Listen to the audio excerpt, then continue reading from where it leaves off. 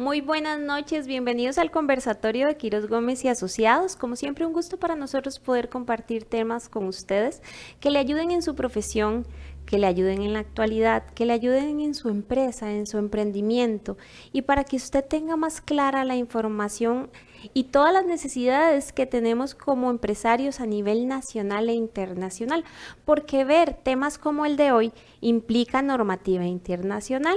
Vamos a terminar hoy con todas las secciones que hemos estado viendo durante varios programas de las NIF para pymes.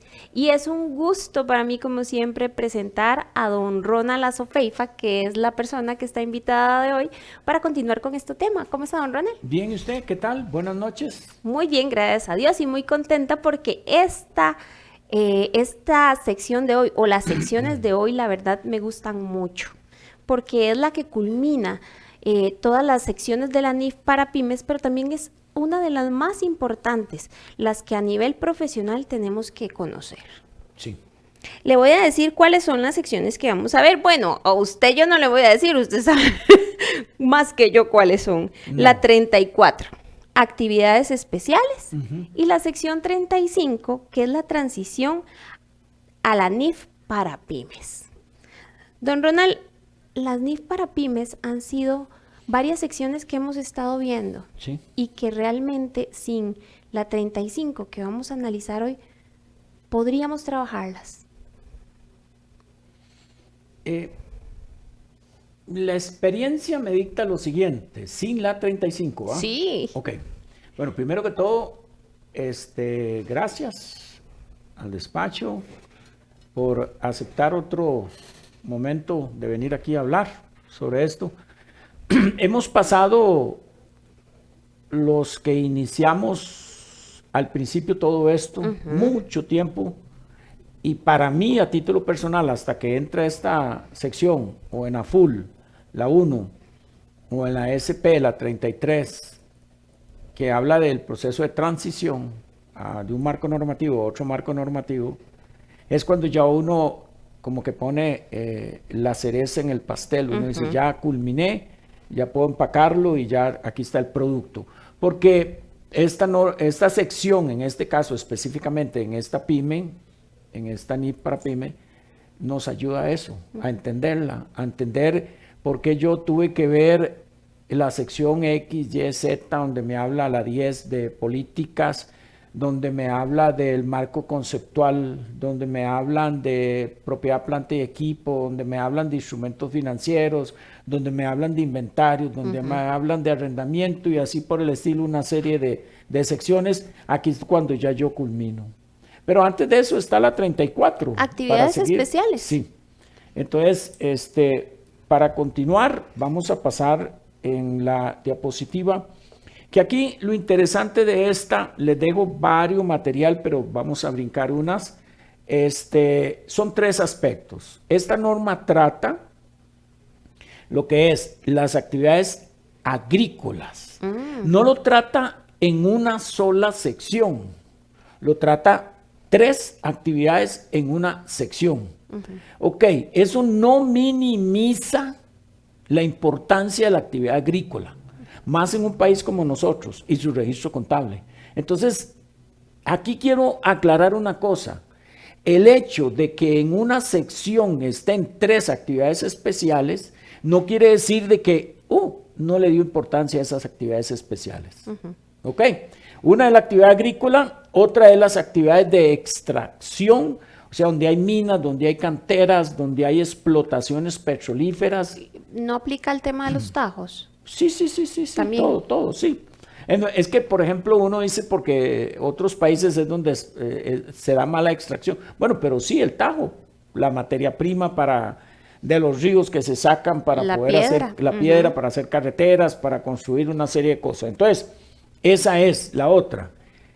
Y la concesión de servicios. Es más, hay una interpretación en AFUL. La AFUL no trata las concesiones de servicios. Esta la trata. Solamente quien trata las concesiones de servicios es la SP. Ok. La SP sí, SP es servicio público. Bueno, actividades por concesión de servicios. Entonces, cuando hablamos de concesión de servicios es cuando, por ejemplo, el Estado le cede una función pública a un privado. Entonces, vemos la Ruta 27, vemos el aeropuerto, vemos Limón, la APM Terminal y todo eso. Entonces, vea que por ejemplo, cuando hablamos de estas tres secciones, está entrando, digámosle, en aspectos importantes. La agricultura, bueno, esta norma lo que nos dice es que se dedica a las actividades agrícolas y se determinará o se pone, digámosle, su política contable con base a lo que son los activos biológicos, ¿ok? Entonces, la entidad utilizará el modelo del valor razonable. El modelo del valor razonable en relación a estos párrafos 34.4 y 34.7 para lo que son los activos biológicos, cuyo valor razonable sea fácilmente determinable. ¿Por qué razón fácilmente determinable? Porque el valor razonable de ciertos activos biológicos, si no hay un mercado altamente activo donde se esté negociando ese activo biológico, entonces tenemos que acudir a otros aspectos para poder llegar a determinar ese valor. Don Ronald, perdón, entonces estaríamos hablando de activo biológico como el ganado. Sí, y acá estaríamos hablando de estas empresas que son las que venden y compran ganado, que son las subastas. Sí, también estamos hablando del café, estamos hablando de la yuca, estamos hablando de la palma, de la piña, todo eso, toda esa actividad agrícola. Ahí a la par de eso hay plantas productoras. Entonces, cuando hablamos nosotros en la parte, digámosle, de la actividad agrícola, hay plantas que no es como la yuca, que yo llego y ya está en producción, la saco y la planta murió. En cambio, por ejemplo, en el café, sigue. Cojo los granitos de café, voy al proceso productivo y ya hago un producto, pero la planta continúa. Entonces es una planta productora. Y así, por el ejemplo, hay un montón de plantas. Y entonces ya ahora la norma, ya la FUL nos dice cómo. Pero en esto también ¿cómo se llama? La sección 34 nos habla. Es interesante, no deja, digámosle, o sea, no minimiza las secciones en no tomar en cuenta esto. No, vea que hasta los ACS, activos por concesión de servicios. Bueno, y la entidad usa el modelo del costo para todos los demás activos biológicos. Primero nos habla del valor razonable, seguir un mercado altamente activo y poder llegar a determinar. Y si no, más adelante vamos a ver cómo se establece un mercado menos activo o cualquier otro. Y después al costo, entramos nosotros a lo que es el concepto, digámosle, del costo. ¿Cuándo reconozco en un activo biológico o un producto agrícola? Cuando la entidad controla ese activo. Cuando controlamos como resultado de sucesos del pasado. Entonces, si observamos esto que estoy diciendo, estamos como definiendo lo que es un activo. Entonces, ¿y dónde obtenemos esa definición de activo? En el marco conceptual. ¿Ok? Entonces, eso es importante, el hecho de que tengamos claro la importancia del marco conceptual. Estaríamos hablando de que ahí estamos en el reconocimiento. Sí, el primer pilar como dije en el día pasado que estuvimos por acá hablando de las normas anteriores, de los 4 pilares. Entonces, reconozco, y cuando hablo de reconocimiento es como, por ejemplo, llegar a decir, ok, esto lo reconozco como un activo, como un pasivo, como un patrimonio, como un ingreso, como un gasto. O sea, los elementos de la contabilidad. Después, es probable que se obtengan beneficios económicos y el valor razonable o el costo podemos medirlo. Entonces, esto es en esencia la definición de activos según la FUL y lo que sea, ¿va? Entonces, ok. Ahora, la medición al modelo del valor razonable. Bueno, aquí voy a medir ese activo biológico al valor razonable. Ok, entonces yo tengo que establecer de que debe haber un mercado altamente activo donde se esté negociando y lo que me diga usted, la subasta en el ganado. Las subastas. que regularmente se están haciendo, y ahí es donde se mide el valor de, Sí. de que la es mercadería. que es el valor razonable. Ajá. Yo llego con ganado, usted quiere venir a comprar y ahí negociamos, ya sea si es en canoa, si es en pie o cómo, que es, ok, plum, y entramos y determinamos. Usted viene con un precio, yo vengo con otro, no, precio no. Usted viene con un valor y yo vengo con otro valor. ¿Por qué no un precio? ¿Por qué? Porque no se ha negociado. Ajá. El precio es cuando usted y yo acordamos. Entonces lo que yo traigo es un valor, que yo quiero vender ese valor. Usted trae un valor al que quiere comprar. Y entonces llegamos, me gusta aquellas reses o aquel lote o lo que sea, o hato, o no, ok. Y entonces sobre eso negociamos. Y entonces, ok, si yo traía 10 y usted trae 8, negociamos en 9, ok, ese es el precio. Sí. Es el precio razonable. Bueno, entonces bajo esa condición, aquí no vamos a tener un costo, ¿verdad? A la fecha, lo que tenemos es un valor razonable en este caso. Pero dice que los cambios en los valores razonables menos los costos de venta se reconocerán en resultados. Eso es importante. O sea que hay cosas que se reconocen en resultados, en rendimiento integral, y otros que se conocen en ¿cómo se llama? En la parte patrimonial. Parte patrimonial cuando no realizamos eso. Ok, estaríamos diciendo que yo tenía un valor con el que yo esperaba vender esta res. Cuando llegué a la subasta, el costo o el precio que ellos sí dan me generó un ingreso o un gasto. Por eso es que se me va a resultados. Sí, ok, sí, puede ser, pero es que tampoco es que si usted trae eso en su mente, eso no te genera ni una ganancia ni una pérdida, porque no está registrado. Sino que es, por ejemplo, que usted tiene en sus estados financieros, usted tiene un valor. En el inventario. Sí, en su inventario, usted los tiene valorados ahí, y usted llega y usted vende y logra, porque está muy bien apreciado el valor del ganado, entonces por kilo usted lo vende muy alto. Muy alto, no, un poquito más alto de lo que usted tiene, entonces ahí te da una ganancia. Okay, pero es una ganancia por el valor razonable, por el valor de mercado. Sí. Que usted la realice en ese momento. Y usted la afecta porque usted, de ahí ya usted va a recibir más colones por ese ganado que usted llevó. Y se motiva y viene otra vez al proceso, ¿verdad? Que es la idea, ¿verdad? Recibir más dinero por la venta del ganado. Continuando, ahora en lo que es la determinación de ese valor razonable, la diapositiva donde se habla de una entidad considera, ¿qué debe considerar cuando se va a determinar el valor razonable? Bueno, un mercado activo. El mercado, siguiendo con el ejemplo del ganado, ok, todo lo que es la parte correspondiente a esa subasta.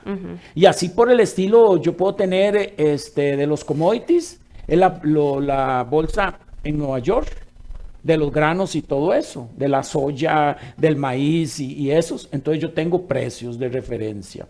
Por otro lado, si no tengo ese mercado activo, tengo un mercado menos activo para poder llegar a determinar. Y de último,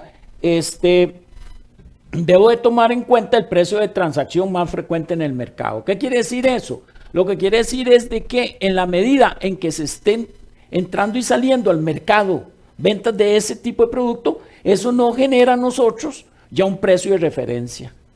Y entre más se dé es la importancia, porque entonces está como más limpio, el valor razonable es más real. Actualizado y real. Sí, eso es. Ajá. Y entonces ahí llegamos y sobre ese valor registramos. ¿Pero por qué registramos ese valor razonable? ¿Por qué? Porque nosotros sabemos que la contabilidad lo que busca es no sobrevalorar activos o subvalorar o sobrevalorar pasivos. Por eso es que estaríamos hablando de que se hace una comparación entre activos o inventario similar. Así. Porque cuando nosotros llegamos a vender este producto, ellos no se van a basar en una vaca que tiene una contextura o diferente a la otra. Diferente raza, diferente tamaño, diferente, no sé si es macho o hembra, porque también eso tiene una diferencia. Sí, porque la hembra puede ser que venga con premio. Claro. Y en buena hora. Está bien. Entonces tenemos premio ahí. Ok, acá vamos a estar con la otra diapositiva hablando de los precios de mercados activos similares, es lo que usted estaba tratando. Ahí en este sentido, entonces voy a estar en un mercado donde lo que busco yo es precios que se estén cotizando muy similares al que yo quiero valorar para encontrar el valor razonable. en ese caso. Y lo hago con referencia al sector, porque es muy importante. Entonces, por ejemplo, se sabe muy bien que el ganado de tal lugar es muy bueno y esto, entonces por los sectores, ahí entonces, ok, ahí se valora en eso. Bueno, pues todo esto son los elementos que se toman en cuenta para poder llegar a determinar el valor razonable. Hay una serie de enfoques, está el enfoque del mercado, que es esto, que le acabo de decir, está el enfoque del costo de reposición, y está el enfoque de los ingresos. Entonces, dependiendo de lo que esté valorando, entonces yo tengo que entrarme en cada uno de ellos. Si no tengo un mercado altamente activo, ni menos activo, ni nada, me voy al enfoque de los costos de reposición. Pero si yo no sé cuánto me costaría hoy en día para reponer ese bien que estoy valorando, ese recurso, entonces me voy al otro, que es el enfoque de los ingresos. Entonces ahí hago uso de las herramientas financieras y entonces uso una tasa de descuento y toda una serie de cosas que hoy en día la conta se fue a finanzas. Don Ronald, y en este caso sí sabemos que la contabilidad se fue a finanzas, sí sabemos que vamos a recibir apoyo por estas entidades en la venta de ganado o en otras entidades que vendan otro tipo de producto o que pongan una tasa o un valor al producto, pero ocupamos un profesional en otra área que nos venga a apoyar. Sí, claro. Para poder valorar este inventario. Claro, por ejemplo, en la NIF 9, en materia de instrumentos financieros, nosotros vamos ahí sí hay una diferencia con las pymes, ¿verdad? Pero ese sería un actuarial. Entonces, él tiene que llegar a determinar la pérdida esperada. Porque hoy en día nosotros no tenemos una pérdida esperada, sino asumida, o como que la asumimos ya, que es la estimación por incobrables. Y entonces no, tenemos que tener una pérdida esperada para que una sola vez que registremos eso, ahí está. Bueno, esto es una diferencia entre la full y las pymes. Pero entonces yo me pregunto, ¿yo puedo llevar a una empresita pyme de nuestro medio, que hablando en el congreso que estuvimos nosotros, el 97% nos decía el ministro de Economía de nuestras organizaciones o nuestras empresas son pymes?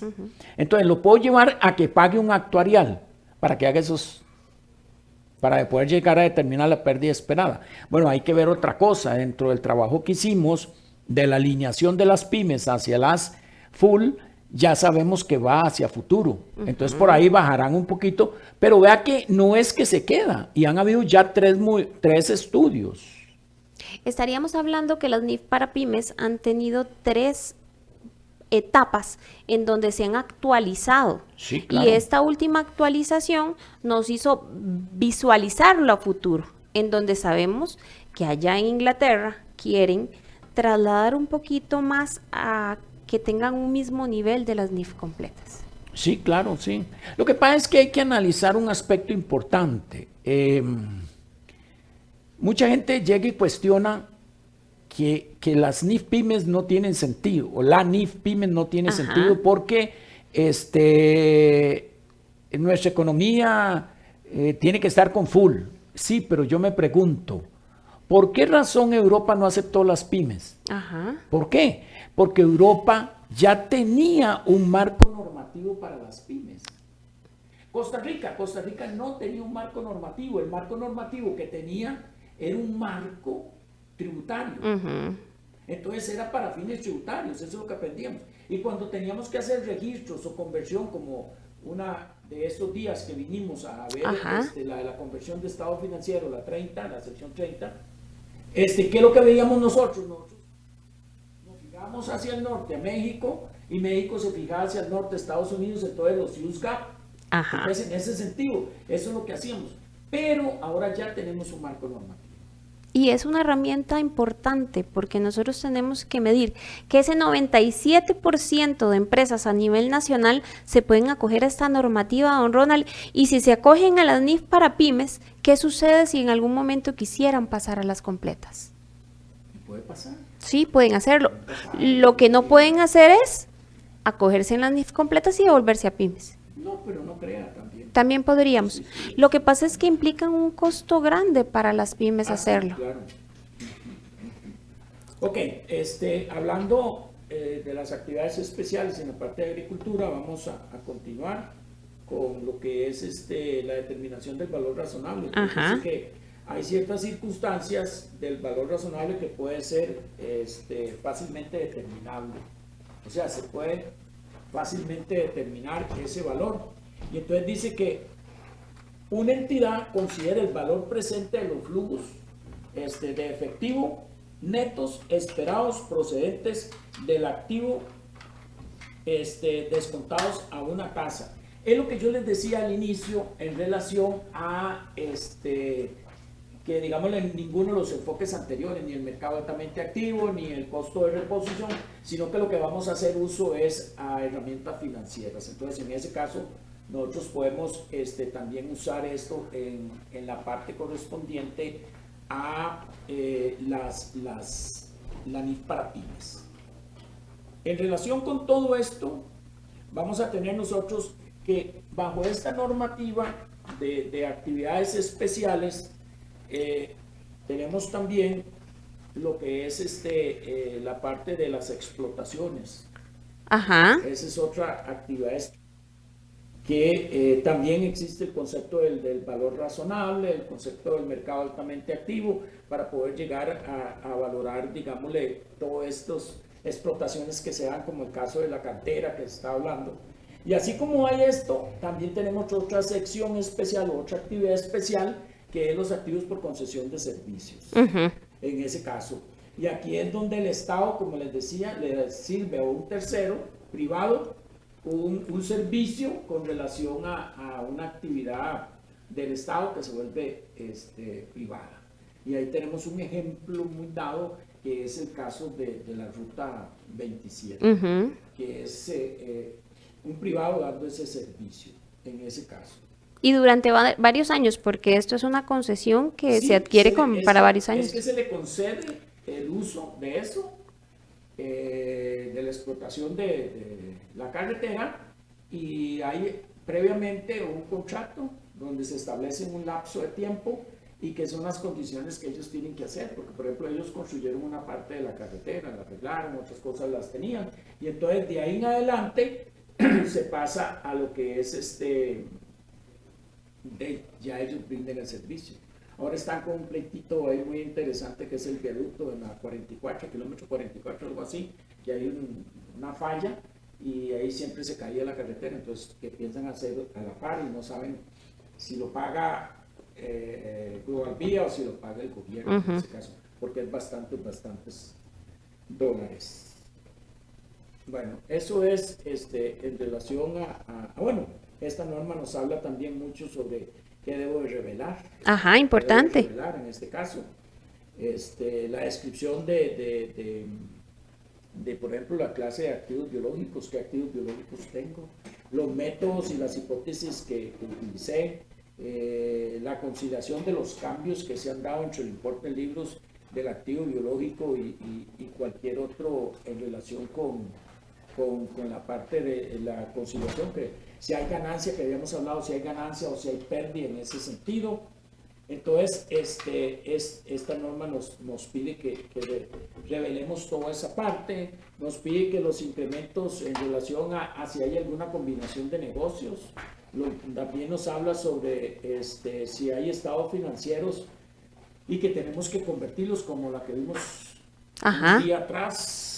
Entonces todo eso, si hay negocio en el extranjero y todo, debemos de revelar todo eso. Y es que todas las secciones de NIF van de la mano. Eso significa que nosotros tenemos que analizar que ahorita esas actividades especiales tienen que ver con algunos temas que hablamos de revelar en otro programa anterior. Entonces, don Ronald, invitemos a la gente a que nos vea todo esto. Si usted hasta ahorita está viendo este programa y le suena interesante y considera que estos temas que estamos tocando son importantes, váyase para atrás. Con don Ronald hemos abarcado todas las secciones de la NIF para pymes, en donde hemos ido viendo punto a punto, detallando, y donde ahora estamos finalizando con las secciones 34 y 35, que son muy importantes para poder desarrollar esto. Decía don Ronald al inicio, son la cereza del pastel para poder culminar con toda esta trayectoria. La 35. Claro que Ahí sí. Está. Ok, también nos habla en relación con activos biológicos, que es el modelo del costo, que es lo que debo de revelar. Ajá. La depreciación, el deterioro del valor, que lo hemos venido hablando en la 17, la depreciación y el deterioro del valor en la sección correspondiente. Entonces son aspectos que debemos de tomarlos en cuenta. En relación con esta norma, a continuación, tenemos también elementos a revelar, lo que es una descripción de la clase de activos biológicos que tiene la entidad. Una explicación de por qué no tuvimos, por qué utilizamos el valor razonable, cuál fue el protocolo que utilizamos y por qué no pudimos medir esos activos al valor razonable, porque se nos dificultó por muchos aspectos. Lo mismo el método de depreciación utilizado, porque nosotros debemos de depreciar, esos son activos, se deprecian las tasas de depreciación. Bueno, todo esto que esta normativa nos va. Ahora vamos a entrar a lo que es la parte de la explotación, que les decía, ¿verdad? Entonces es cuando estamos hablando de todo lo que son canteras que usted me comentaba, que eso yo creo que es lo que se da mucho en nuestro aquí país. En Costa Rica. Sí, entonces ella nos habla, aún así siendo una pyme, una sección de la pyme nos habla de cómo el tratamiento contable en lo que es explotaciones. Continuando con esta norma, nos dice que aquí lo que tenemos son, por ejemplo, ejemplos de esto es la adquisición de derechos de explotación, estudios topográficos, geológicos, geoquímicos, perforaciones exploratorias, estimaciones de zanjas, trincheras, toma de muestras y actividades relacionadas. Entonces, todo eso es lo que esta norma nos habla sobre lo que es la parte de la explotación. Entonces dice que primero nos habla del reconocimiento inicial, obtenemos un reconocimiento inicial y en esta parte entonces reconocemos, posteriormente se evalúa lo que es el deterioro de esa explotación, o sea, esa cantera, lo que es lo mismo la depreciación de la misma, lo evaluamos y todas las circunstancias relacionadas con esta.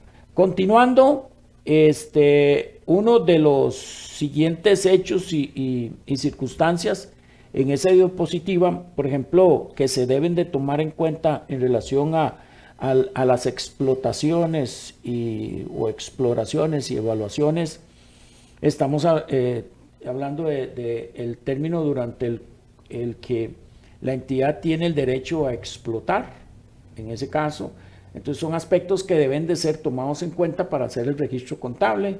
No se han presupuestado ni planeado desembolsos significativos, una exploración y una evaluación de recursos materiales que se deben de hacer. Y después existen datos siguientes para indicar que si es probable que se produzca un desarrollo, digámosle, del área que se está explotando. Eso es la parte de explotaciones o exploraciones, y ahora entramos a la ACS, activos por concesión de servicios. Aquí entonces es cuando, aquí se da un acuerdo mediante el cual el Estado, que es la entidad pública, le brinda a un organismo privado o una empresa privada el servicio, brindar un servicio público. Y eso me interesa, don Ronald, porque realmente cómo hacemos el registro cuando es una concesión. Ok, ya aquí se nos lo dicen, ya ahorita se lo digo. Pasemos a la próxima diapositiva donde dicen que existen dos formas de hacer esto. Okay, una es, el operador recibe un activo financiero. Ok, y el derecho incondicional por contrato de recibir un importe efectivo específico. O sea, pues producto de recibir eso y explotarlo o ponerlo en condiciones para explotarlo, entonces va a recibir un dinero, digámosle, por esa función que va a hacer. Bueno, dice que el específico o determinable a un activo financiero por parte del gobierno, a cambio de la construcción o ampliación. Lo vemos con Global Vía en la 27. Ellos hicieron la construcción, bueno, no, ya estaba construido, pero ellos hicieron una serie de arreglos para ponerla en condición la carretera. Ok, de ahí en adelante prestan el servicio, pero es por un contrato con el gobierno, un servicio público, y entonces comienzan a trabajar y reciben los peajes. Sí, ok. Entonces ahí es interesante eso. El otro es, el operador recibe un activo intangible, es un derecho de cobrar por uso de un activo del sector público y que construye o actualiza y comienza a operar, comienza a mantener un determinado periodo de tiempo. Aquí nos da un derecho de cobrar a los usuarios, que no es un derecho incondicional de recibir efectivo, podría darse el caso. Después de esto, vamos a la contabilización del modelo del activo financiero, el primero, el A. Bueno, entonces dice que el operador reconocerá un activo. Vea qué interesante aquí. En la medida en que tenga derecho contractual incondicional de recibir efectivo o un activo financiero, los servicios de construcción de la concedente. En este caso, la concedente es el gobierno. Entonces, vea lo que es. Nunca nos habían enseñado a nosotros que en dos entidades o dos empresas o dos entidades o lo que sea, o una entidad y una empresa, existe un mismo activo. Ajá. Entonces, la carretera Global Vía está en el gobierno y está en Global Vía. Yo le digo Global Vía, la 27. ¿Sí? ¿Por qué? Porque se le dio el terreno. Si estaba asfaltado, la parte asfaltada y todo eso se valora, entonces ok. Y después viene Global Vía y comienza a construir. Eso lo va registrando ella. Y se lo entrega después al gobierno. ¿Y los dos registran el activo? Sí, el activo, el MOP, creo yo que es el que debe tener esa carretera porque son las carreteras nacionales. Bueno, entonces, el operador medirá el activo financiero a su valor razonable. Ahí nos está dando, bueno, y entonces aquí tenemos entonces la forma en que se procederá en el registro, digamos, de eso. Ahora, si no tenemos toda la información en la NIF para pymes, entonces hacemos un joint venture. ¿Qué es? Una aventura compartida, o vamos y buscamos. ¿Dónde buscamos?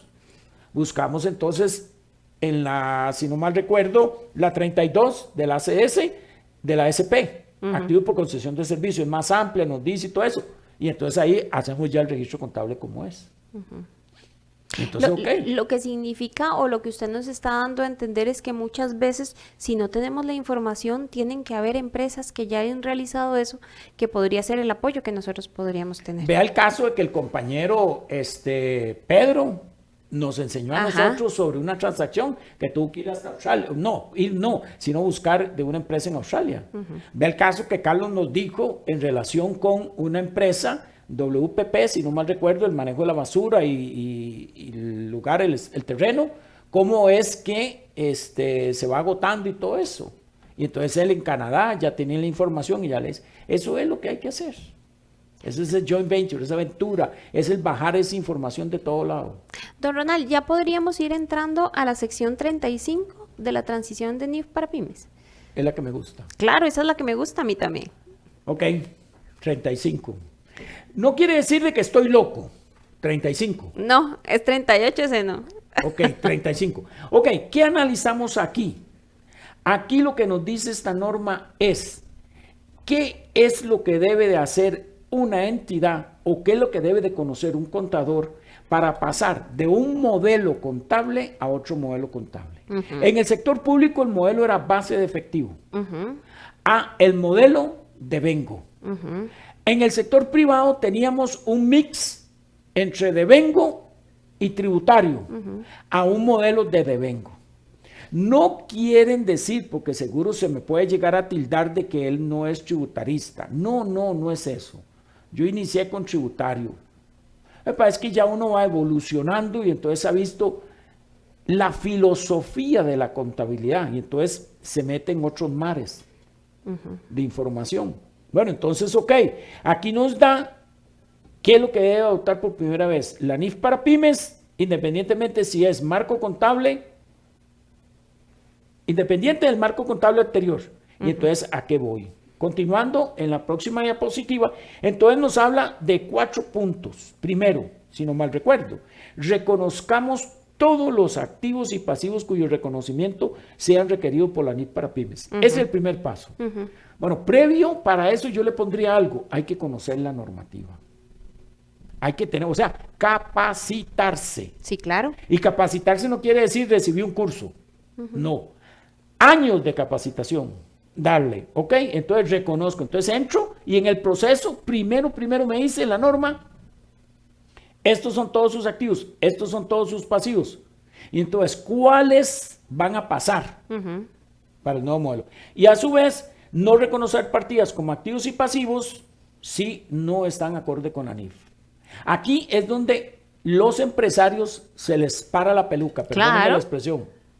¿Por qué? Porque entonces hay muchas cosas que ellos no pueden pasar como activos porque la norma no lo acepta. Entonces eso. Y último, reclasificar las partidas que reconoció según el marco de información financiera anterior como un tipo de activo pasivo o componente patrimonial. Entonces ahí está. Por otro lado, bueno, eran 3 pasos. Por otro lado, entonces, la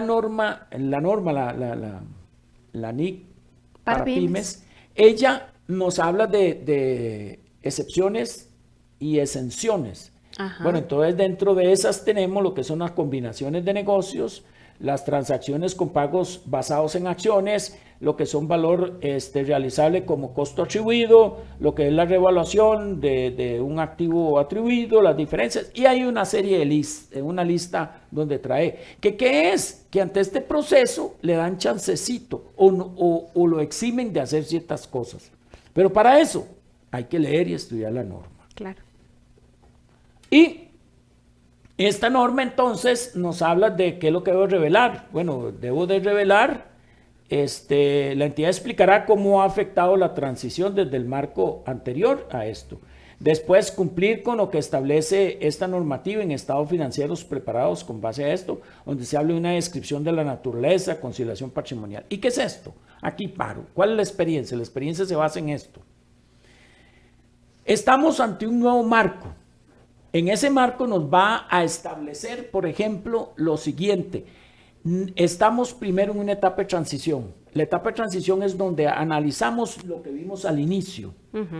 Y entonces, en esta etapa de transición, comenzamos a limpiar las cuentas, depurar las cuentas, hacer todo un nuevo cambio con base en el nuevo marco normativo, que sería en este caso la NIF para pymes. Y entonces, seguimos en ese proceso. Eso sería un año de transición.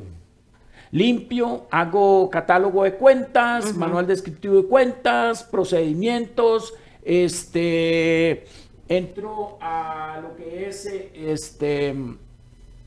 a revisar todo lo que se ha estado registrando para ver si cumple o no cumple. Y aquí entramos entonces ante un cambio en político, un cambio en estimación y errores contables. Pero aquí no entra la estimación, solamente entra el cambio en política y el error contable. Perdón, sí, y el error contable. Y entonces, ¿qué sucede con eso?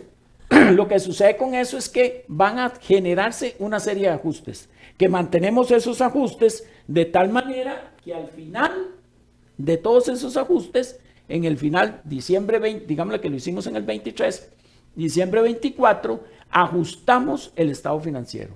O sea, todos los ajustes que se generan en el lapso del año que estamos haciendo la revisión, no los aplicamos de una sola vez, sino que los llevamos paralelamente y hasta diciembre en una hoja de trabajo. Y ahí es donde aquí una conciliación patrimonial. Porque todo ese efecto son retrospectivo, todo ese efecto se va a la parte patrimonial. Y entonces en etapa de transición primera se va ahí. Entonces todos estos son los aspectos que nos pide la norma. Una vez que ya tenemos la primera etapa, entonces generamos en diciembre 23 un ESFA, un estado de situación financiera de apertura. O sea que ya está con los ajustes. Ya podríamos decir que la casa está limpia, está bonita, podemos pasarnos a la casa. Ya, entonces entre el año 24. En el año 24 entramos a lo que son ya la adopción. Adoptamos la normativa y hacemos todo el análisis y ya sí afectamos el estado en ese momento, ya vamos afectando. Pero aquí se afecta los ajustes y todo al resultados, porque es del momento, ya lo pasado, ya lo hicimos. Don Ronald, me gusta mucho la diapositiva que usted está proyectando ahorita, que es una que trae donde tenemos la transición, donde está la fecha de transición en el primer estado de situación financiera de apertura, y ahí viene una raya. Y esta raya lo que hace es separar 2 periodos fiscales, porque esto significa que no es por mes, sino que durante todo un año nosotros vamos a trabajar con ese estado de situación financiera, de apertura, para ya empezar a basarnos. Y la adopción se realiza en el segundo año. En el segundo año. Que ahí es donde ya iniciamos con procesos y aplicando toda la normativa y trabajando en todas las políticas que, aunque la empresa tuviera políticas, ahora las estamos acogiendo o adoptando con todas las secciones que dice la NIF para pymes. Todas las que hemos visto. Exactamente. Y entonces empezamos a amarrar todo esto. Pero ¿qué pasa después de estos 2 años? Ok, después de estos 2 años, entonces ya en el segundo año ya tengo un estado que creemos que está con base en normas. Ajá. Pero si yo me devuelvo en esa diapositiva, yo me devuelvo el año diciembre 24 y lo comparo con diciembre 23. Diciembre 23 no estaba con normas. No. O con la norma. Uno estaba con secciones de la NIF para pymes. Entonces yo estaría violentando una característica cualitativa de la información contenida en el marco conceptual, comparabilidad. Ajá. Entonces no puedo comparar, entonces no soy claro. Entonces, ¿qué opto ahí? Bueno, irme hasta el 25, ya sigo todo, ya tengo normas, todo el 25, y cuando el 25 termino en diciembre, lo comparo con 24. Claro. Al compararlo con 24, ya 24 está con normas como tal y 25 está con normas como tal, sí puedo compararlo. Pero en el 24, ahí, en la nota de los estados financieros número 1, ahí sí puedo hacer la declaración explícita y sin reserva que estoy usando normas. O sea que ya, perdón, en este caso que estoy usando la NIF para pymes. Okay. Así hago la declaración. Pero estaríamos hablando de que el primer año con este estado de situación 23, financiera, digámosle. El 24 ya con la adopción y el 25 El es 25 cuando sigo ya con adopción. con la adopción y Pero ahí ya lo revelo. Sí, no, en el 24 puedo revelarlo. Okay, ya pero estoy. ya en el 25 o el 25 mejor, ya ahí sí revelo, ya digo que estoy con normas porque ya puedo hacer comparabilidad. Comparabilidad, porque muchas instituciones que nos piden estados financieros nos van a decir que tenemos que cumplir con esta característica que implica o que nos dicta las normas internacionales. Y en Pero este ¿qué he caso la visto? NIF para pymes. Y disculpe que le interrumpa, Ajá. ¿qué he visto? Los bancos no Sí. hay gente que conozca. Entonces se les hace, como dijo el señor presidente, un chop suey que no es jugando. Entonces, ¿qué es lo que yo digo? Ahí es donde los colegios o el colegio de contadores privados tiene que capacitar, por ejemplo, solo esta norma. Sí. ¿Qué es un SFA? ¿Qué es la primera etapa? ¿Qué es cuando el auditor dice que la institución está en un proceso de adopción? No está con normas. Porque entonces de una sola vez si ve que está en un proceso de adopción, le tira los estados financieros al suelo. Y no, hay que comprender que se está ajustando. Entonces ya vamos. O no se acepta una entidad que se va ajustando y no tiene derecho a crédito, no tiene derecho a nada. Claro, ahí es donde cometen un error, porque estar en el simple hecho de adopción más bien es una empresa que está acogiéndose a lo que debe de Claro. regularla. Sí. Don Ronald, yo creo que ya hoy estamos culminando con Pero esta... tengo una pregunta. Ay, santísima, para mí, Sí. ¿cuál es? La pregunta es esta. Usted como contadora pública y un cliente suyo le pide qué tipo de norma o marco normativo debe de utilizar, ¿utilizaría la NIF para pymes? Claro ¿O que considera usted que no son aptas para nuestro mercado? Claro que ¿O sí. considera usted que no son necesarias? Claro que sí, pero sí. ¿por qué? Fundamentenlo. Vamos a ver, nosotros tenemos que tener bien claro que en Costa Rica mantenemos 97%, decía don Ronald hace un ratito, de empresas pymes. ¿Y pymes por qué? Porque la misma normativa nos aclara que si nosotros no hacemos inversión en bolsa, podemos acogernos a esta normativa. Sí. Yo creo que tenemos que analizar la empresa, tenemos que conocerla y que aparte de esto, ver las posibilidades de ella, porque es un costo fuerte económico para la empresa acogerse en NIF completas si realmente lo que ocupa son las NIF para pymes. La NIF para pymes, siempre decimos las NIF. ¿Por qué?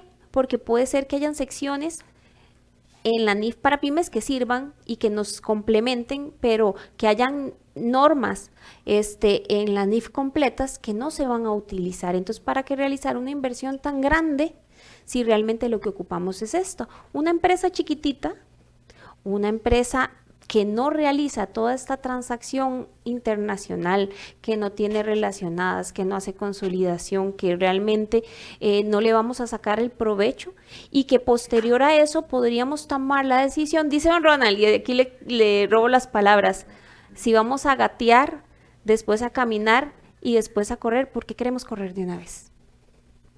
Así que usted tiene que capacitarse y usted como empresario entienda qué es esto. Entienda que esto es algo que nos regula a nivel internacional, que nos va a dar trazabilidad, transparencia y que nos va a ayudar a que nos conozcan en otros países como empresarios, que nos regulamos y que nos tenemos estados financieros para comparar a nivel internacional, que cualquier entidad financiera nacional o internacional va a agarrar nuestra información financiera y la va a leer transparentemente.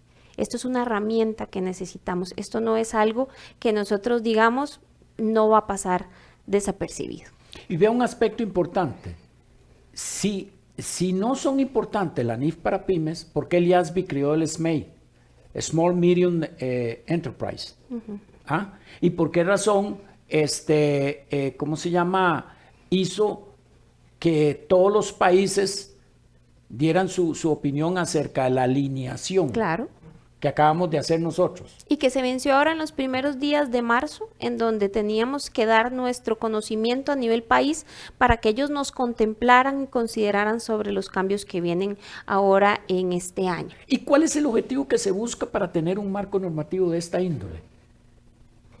La transparencia. La transparencia. Y si una entidad chiquitita no quiere entrar a la full porque dice que son muy caras ni nada, enseñémosles a gatear o a caminar. ¿Y qué hay detrás de todo esto? De las transnacionales los organismos internacionales. Y ahí es donde entonces ellos piden. Bueno, muchas gracias por aguantarme durante 35 sesiones. Muchísimas gracias a usted, don Ronald. Yo creo que es mucho todavía lo que nos queda por compartir con la gente. Muchas gracias por su conocimiento, por compartirlo, por la enseñanza. Y a ustedes, por favor, si quieren saber más, fíjense para atrás, ahí tenemos varios programas en donde usted puede actualizarse. Y si no, si Dios lo permite, nos vemos el próximo miércoles a las 6 de la tarde. Muchas gracias, don Ronald. Gracias y buenas noches. Buenas noches.